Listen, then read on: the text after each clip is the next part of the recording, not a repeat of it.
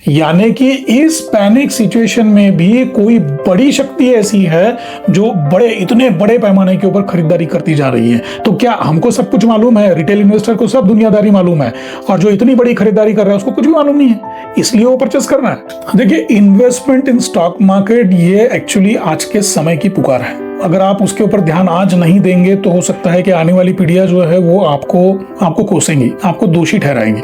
जब उसका रिवर्सल शुरू होता है ना, इस बड़े करेक्शन के बाद में, तो वो बड़ा फास्ट रिवर्सल होता है, and that is exactly the time when you can make big money. उसमें बड़े पैसे हम बना सकते हैं अगर उस रिवर्सल को पकड़ पाए तो। ध्यान रखिए, money management is related to your total portfolio size and risk management is related to a particular trade. कोई जल्दबाजी नहीं करेंगे, मार्केट कहीं भागा नहीं जा रहा, वो आपको हर वक्त कुछ ना कुछ अपॉर्चुनिटीज देता रहता है। लेकिन अगर आप किसी अपने ही गेम प्लान में अटक गए तो बाहर निकलना मुश्किल हो जाएगा। वैसा ना हो, इसलिए अपने आप को हल्का रखें। जय हिंद दोस्तों। बहुत सारे लोगों के मुझे फोन आ रहे हैं या मेरा डिस्कशन बहुत सारे लोगों से हो रहा है, और उनका कहना यह है कि अमेरिका और इजराइल एंड ईरान के बीच में जो वॉर चल रहा है, उस सिचुएशन में हमको क्या करना चाहिए। मार्केट तो धड़ल्ले से नीचे आ रहा है। मेरे ख्याल से अगर फ्राइडे का हम लोग मार्केट पकड़े तो निफ्टी 50 जो है वो तकरीबन 8-8.5% अब तक नीचे आ चुका है। हो सकता है कि और थोड़ा नीचे भी चला जाए वो। बट एक रिटेल इन्वेस्टर जो होता है ना, वो उसकी पोर्टफोलियो साइज देखो इतनी बड़ी नहीं होती है। उसकी पोर्टफोलियो साइज या उसके कैपिटल की एक मर्यादा होती है। तो रिटेल इन्वेस्टर के लिए ये बड़ा चिंता का विषय हो सकता है। उसको क्या है, उसको जो भी जानकारी मिल रही है वो कहां से मिल रही है? अभी मेनली तो टीवी से मिल रही है, न्यूज से मिल रही है, या फिर किसी डिबेट से मिल रही है, या फिर कोई सोशल मीडिया में वीडियो जो होता है उसके माध्यम से मिल रही है। तो उसके पास में एक्यूरेट जानकारी नहीं है। मीडिया में दिख रहा है, बस उसी के ऊपर वो अंदाजा लगा रहा है। तो एक्चुअल वहां पर क्या हो रहा है, मतलब अमेरिका का स्टैंड अप क्या है, ईरान क्या स्टेप्स लेगा आगे, उसमें भारत की भूमिका क्या होगी, हमारे पास में जो अब तेल का एक संकट हमको दिखाई दे रहा है उसको हम आगे जाके किस तरह से मैनेज करेंगे। हालांकि अब तक जो भी मैनेज किया है गवर्नमेंट ने वो बहुत अच्छे तरीके से मैनेज किया हुआ है, लेकिन फिर आगे इसका कैसा होगा, तो बहुत सारे क्वेश्चंस हैं। और सबसे मेन क्वेश्चन तो यह है कि इस तरह की जब भी सिचुएशन आती है कि वॉर चल रहा है और उसका इफेक्ट डायरेक्टली इनडायरेक्टली हमारे ऊपर पड़ने वाला है, तो एक रिटेल इन्वेस्टर को इन सब चीजों को किस तरह से हैंडल करना चाहिए इज वेरी इंपॉर्टेंट क्वेश्चन। इसी को लेकर के आज इस वीडियो में मैं आप सब लोगों के सामने बातचीत करने वाला हूं, और हम देखेंगे कि हम इन सब सिचुएशन में अपने आप को किस तरह से सेफ रख सकते हैं। उसके लिए पहले मैं आपको थोड़ा सा चार्ट के ऊपर लेके जाना चाहूंगा। हम लोग निफ्टी का चार्ट देखते हैं कि जब भी इस तरह की सिचुएशंस हुई है, भले वो कोविड की सिचुएशन हो या कोई भी पैंडेमिक हो या आज जो वॉर चल रहा है उसकी बात हो, तो उस वक्त में मतलब मार्केट किस तरह से बिहेव करता है, इसको थोड़ा सा हम लोग चार्ट के माध्यम से देखेंगे। So let us go to the chart now. So अभी मैंने निफ्टी की स्क्रीन को शेयर किया हुआ है आपके साथ में। So we are on daily frame right now, और हम देखते हैं कि क्या हुआ है डेली फ्रेम में। अब इसमें मैं आपको एक मूविंग एवरेज ऐड करके दिखाता हूं। तो ये जो दिखाई दे रहा है आपको ब्लू कलर की लाइन, तो this is 300 days moving average. अब यहाँ पर एक चीज हमको देखनी चाहिए। देखिए, ये जो पीरियड है ये मेरे ख्याल से कोविड का पीरियड है। कोविड के पीरियड में देखेंगे कि ये 300 मूविंग एवरेज के नीचे यहाँ पर आ गया, और जैसे ही ये नीचे आ गया इसने उसके बाद में एक बड़ी मूव दी है। अब फिर देखते हैं यहाँ पर एक बार दोबारा यहाँ से वो 300 मूविंग एवरेज के नीचे आया था 2022 में, फिर उसने एक अच्छी मूव यहाँ पर दी है। वापस एक बार यहाँ से नीचे आया था थोड़ा सा मामूली 2023 में, एंड फिर उसके बाद में एक बड़ी सी मूव उसने दी है। तो 2025 में जब ये नीचे आया उसके बाद में एक बहुत अच्छी मूव उसने दी है। तो कुल मिलाकर के ये बात यहाँ पर हमको देखने को मिल रही है कि जब 300 मूविंग एवरेज के नीचे मार्केट आता है तो एक बड़ी और अच्छी मूव वो देता है। अब थोड़ा सा ये देखते हैं कि ये मूव कितनी है। 2020 में 300 मूविंग एवरेज के नीचे 334% तक, और जब ये नीचे आया तो उसने मूव कितनी दी है ऊपर? उसने मूव दी है 102% की। मार्च 2020 से लेकर के फरवरी 2021, मतलब मार्च ही पकड़ दे, एक साल में इसने 102% की मूव दी। कि यहाँ पर देखिए ये आया था तकरीबन 9% नीचे, यहाँ से लेके तकरीबन यहाँ तक, यानी कि तकरीबन 25% के आसपास। जून 2022 से लेकर के नवंबर 2022 तक 6 महीने में, एक साल में 102% दिया 2020 में, फिर 22 में 6 महीने में 25% की मूव हमको दी है। ये एक है, यहाँ पर जब नीचे आया था तो नीचे कितना आया था, तकरीबन 8% के आसपास। यहाँ से लेके कम से कम यहाँ तक पकड़ेंगे तो 20% के आसपास की अप मूव उसने दी है। कुल मिलाकर के जो मुझे कहना आपको ये है, बताना ये है आपको, जब भी इस तरह का करेक्शन 300 मूविंग एवरेज के नीचे हम देखा गया है तो उसके बाद में जब भी मार्केट रिवर्सल करता है, हमको पता नहीं कब रिवर्सल करेगा, तो वो बड़ा फास्ट तरीके से और बड़े रिवर्सल को देता है। ये अब तक का ट्रैक रिकॉर्ड बताता है। अच्छा, ये बात सिर्फ निफ्टी को लागू होती है क्या? नहीं, हम लोग एचडीएफसी देखते हैं, एचडीएफसी बैंक ये एक बड़ी कंपनी है, उसको अगर हम देखेंगे और यहाँ पर as because this is a bank, हम लोग क्या करते हैं कि 300 की जगह पे 200 का इस्तेमाल करते हैं, क्योंकि इंडिविजुअल स्टॉक है। वैसे 300 करते हैं तो भी दिक्कत नहीं है, लेकिन फिर भी हम लोग इसमें 200 का इस्तेमाल करेंगे। वही है 2020 में, देखिए यहाँ पर ये नीचे आया और यहाँ से ये जबरदस्त बड़ी मूव उसने दी 2020 में, कि यहाँ पर नीचे आया 200 मूविंग एवरेज के और वहां से उसने अच्छी मूव वहां पर यहाँ पर वापस दे दी। ये 2022 की बात है। एक बार दोबारा 2024 में ये नीचे आया और उसके बाद में एक बढ़िया सी मूव उसने दे दी यहाँ पे। अब ये वापस एक बार 200 मूविंग एवरेज के नीचे आया है और कितना परसेंट आया है, तकरीबन 16%। अगर आप यहाँ से देखेंगे, गौर से देखेंगे तो एक बहुत अच्छा सपोर्ट आपको यहाँ पर दिखाई देगा। इसको आप वीकली पे देखेंगे तो वो सपोर्ट अच्छा दिखाई देगा आपको। ओके, तो ये एक एचडीएफसी का चार्ट है, होप्स कि आपको स्क्रीन दिखाई दे रहा है। 200 के ऊपर आया है और ये एक अच्छा सपोर्ट एरिया उसका है। अगर यहां से मार्केट रिवर्स होता है तो बहुत अच्छे अपमूव के चांसेस है। मार्केट तकरीबन 8% नीचे आ चुका है। शुक्रवार का अगर डाटा देखें तो निफ्टी जो है वो 8% तक अभी डाउन हुई है। इस सिचुएशन का अगर फायदा लेना है तो there is one concept which is called as pyramiding.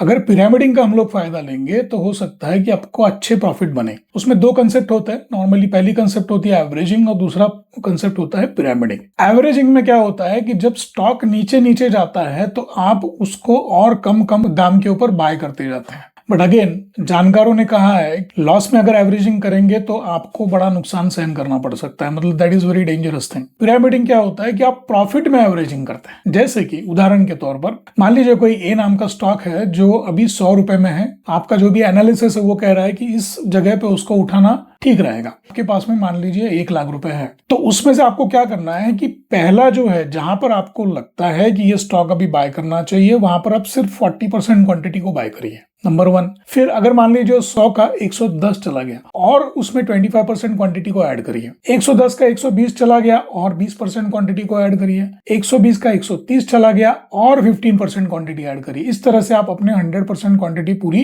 कर सकते हैं।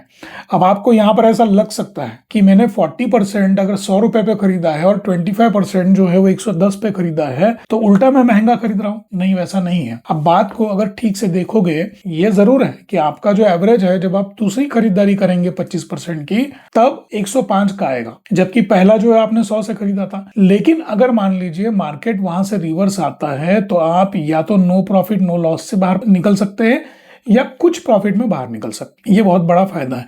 तो यहाँ पे हम लोग क्या कर रहे हैं, रिस्क जो है उसको कम कर रहे हैं। नंबर 2 थिंग, ये आपको किस में करना है, पिरामिडिंग। अगर हमको इस तरह की सिचुएशन, मतलब वॉर वाली सिचुएशन में जब मार्केट पैनिक तरीके से नीचे आ रहा है और हम खरीदारी कर रहे हैं तो उस सिचुएशन में हमको ये सावधानता बरतनी पड़ेगी कि हम सिर्फ टॉप 200 कंपनीज जो है उनके साथ में ही ये चीज करेंगे। उसके अलावा आप स्मॉल कैप के ऊपर या मिड कैप के ऊपर या कोई भी रैंडम स्टॉक के ऊपर इसको बिल्कुल मत करिए। टॉप 200 कंपनी सिलेक्ट करिए, उसमें से जहां भी आपको लगता है कि यहाँ पर ये स्टॉक सपोर्ट ले रहा है, ऐसा लग रहा है, वहां पर बिल्कुल आप पिरामिडिंग करें, कोई दिक्कत नहीं, आपको फायदा ही होगा। देखिए, इस तरह की सिचुएशन में जब एग्जैक्टली पता नहीं है कि मार्केट कहाँ जाएगा, कितना नीचे आएगा, कहाँ से उसका रिवर्सल पॉइंट है, तो in this situation there is something which is called as money management. उसको करना जरूरी है। अगर मनी मैनेजमेंट को आप फॉलो करेंगे तो आपको कोई बड़ी दिक्कत नहीं आएगी। अब यहाँ पर कुछ लोग जो है वो कंफ्यूजन करते हैं मनी मैनेजमेंट और रिस्क मैनेजमेंट में। ध्यान रखिए, money management is related to your total portfolio size and risk management is related to a particular trade. Particular trade में मैं किस तरह से अपने रिस्क मैनेज करूं, कितना स्टॉप लॉस मैं डिजाइन कर सकता हूं, मैक्सिमम मेरा लॉस कितना हो सकता है, ये सब रिस्क मैनेजमेंट में आ सकता है। But actual trading is a game of money management. अगर मनी मैनेजमेंट आपको आ गया, कोई दिक्कत उसमें नहीं है। अगर आपकी इच्छा हो तो कभी भविष्य में हम लोग मनी मैनेजमेंट के ऊपर एक स्पेशल मैं वीडियो बनाऊंगा। अब मनी मैनेजमेंट में देखिए कि आपका जो भी पोर्टफोलियो साइज है, मान लीजिए कि आपके पास में 10 लाख रुपए अभी है इन्वेस्टमेंट के लिए, यानी डीमैट अकाउंट में 10 लाख रुपए आपके हैं, तो मैं समझता हूं कि उसके आप 10 टुकड़े करिए, 10 पार्ट्स करिए। मतलब एक पार्ट कितने का हो गया? एक पार्ट हो गया 1 लाख रुपए का। नाउ ये 1 लाख में से आपको, जैसे मैंने आपको पिरामिड बताया, उस तरह से उसको यूज करना है। 40% पहले, फिर 25%, फिर 20% एंड देन 15%। आपका टोटल पोर्टफोलियो अगर 10 लाख का है तो हमको पूरे के पूरे 10 लाख का इस्तेमाल इस तरह की सिचुएशन में नहीं करना है। 50% का इस्तेमाल यानी 5 लाख रुपए का इस्तेमाल पिरामिड के माध्यम से 1-1 लाख के चर्निंग में, यानी 10% के चर्निंग में उसको कर सकते हैं। पूरा का पूरा हमको कैपिटल जो है उसको इस्तेमाल नहीं करना है, उसको सेफ रखिए, उसको कुछ और चीज के लिए काम आने वाला है। ये बात तो है कि इस तरह की सिचुएशन में कोई अपॉर्चुनिटी बन सकती है, अच्छी रिस्क का हमको बड़ा लाभ होगा। उसी वक्त में हमको ये भी ध्यान रखना है कि हम अपने आप को हल्का रखेंगे, कोई जल्दबाजी नहीं करेंगे। मार्केट कहीं भागा नहीं जा रहा, वो आपको हर वक्त कुछ ना कुछ अपॉर्चुनिटीज देता रहता है।